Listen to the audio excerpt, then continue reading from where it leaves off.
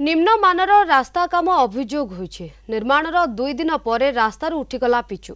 खोर्धा जिला बेगुनिया ब्लॉक देउली पंचायतर डंगरपड़ारू जामुसाही पर्यंत 3 किलोमीटर रास्ता पिचु करा जाइछे। रास्तारू पिचु उठी जाइतिबा विभागीय जंत्री को ग्रामवासी जणाइथिले। प्रतिकार परिवर्ते ठिकादार काम छाड़ी छु मारिछे।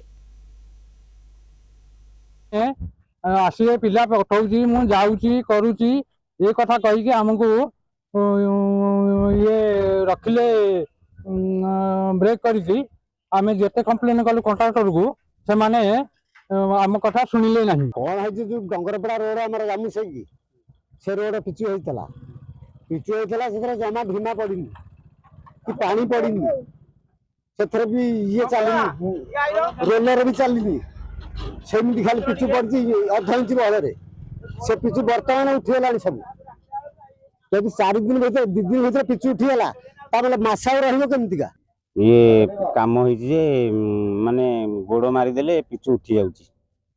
बाकी आम कंप्लेन कलु से दिन पिचु कला दिन जेई कहले मो लोक पठाऊची तुम व्यस्त होनी तार ठीक हम कम तुम व्यस्त होनी जे फोन बारंबार करियारे जे भी कहले मु जाई परिबी नाही मो लोक पठेबी।